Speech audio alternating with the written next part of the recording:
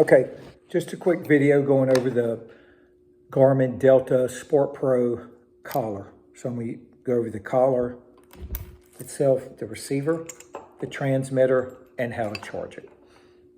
Pretty easy. We'll review this in detail when I bring the dog home as well. I just wanted everybody to have a video of this, so it's something that if you get not sure of something and you didn't want to call me, please feel free. I don't mind. You got this video to go back and review. First thing, selector switch. Turn counterclockwise all the way. It's on lock. I can push any button. It does not matter. Nothing's going to happen. As I turn it clockwise, the first click is going to be auxiliary.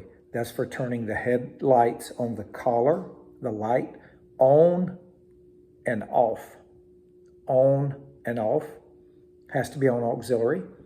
Then you get to the stimulation levels that start at 1 and go all the way up to 10.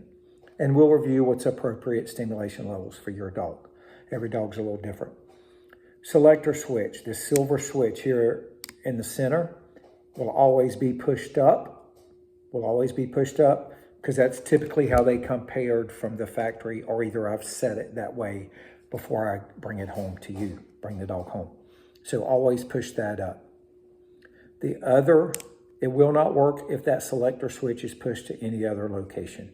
It has to be pushed up to communicate with your collar.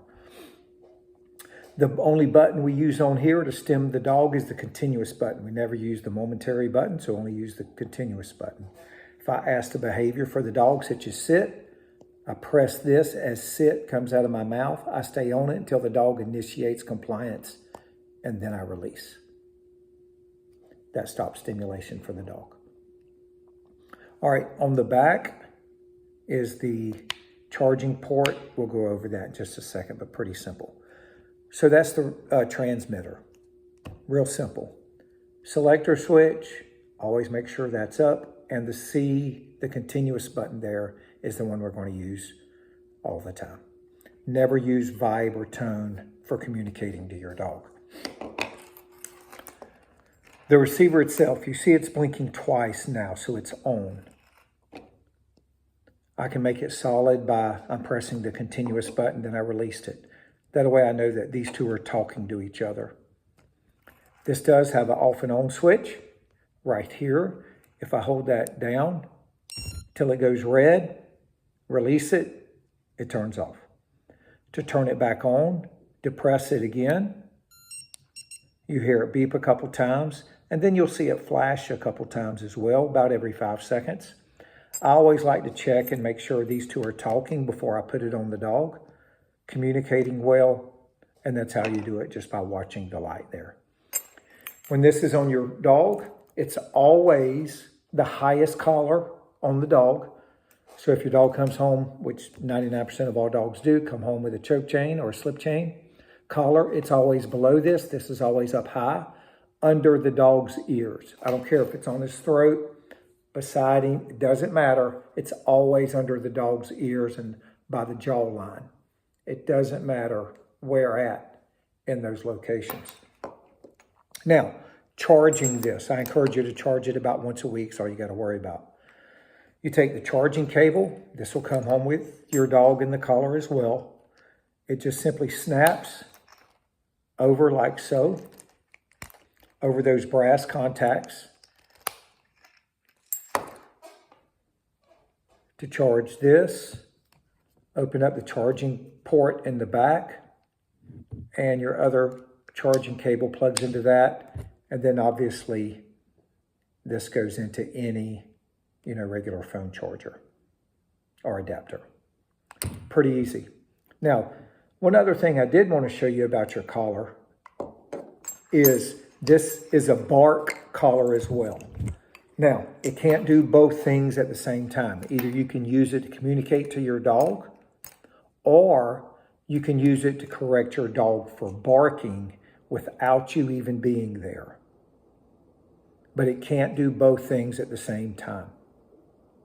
So, if I want to use this as a bark collar, and only a bark collar, I turn it off. Then when I go to turn it back on, I'm going to hold down the power button until this light goes blue. Won't be but just a few seconds, but you'll see it. When it turns blue, I release it. And now you will see that it only blinks once about every 5 or 6 seconds. It is on bark collar mode or bark limiter mode when it's like that. I'm trying to see if it's going to blink here. Should blink again, unless I turned it off. No, there you go. Okay. So you see there about every 10 seconds, 5 to 10 seconds, it's going to blink once. And that means it's in bark mode. I can try and stem the dog with the transmitter, and it won't, because the collar itself is in bark limiter mode. So it's only a bark collar when it's like that. When it's a bark collar only, or you're using it as a bark collar only, these 2 contact points have to go over the dog's throat. It cannot be on the side. It will not activate because it's activated by the vibration of the dog's throat to correct the dog when he barks. So here for bark limiter mode. Anywhere else, it could be there for if you're just training the dog when it's off of bark limiter and you're just using it as a regular collar. On the sides, it's fine as long as it's always under the dog's neck. Like I said previously, we're going to go over this in great detail when I bring your dog home. So don't worry about that. You'll get a chance to handle it, practice with it, all that kind of stuff during the take-home lesson. And of course, I'm always available. Don't never hesitate to reach out. But I just want y'all to have this video too, to have something you can fall back on if you need it.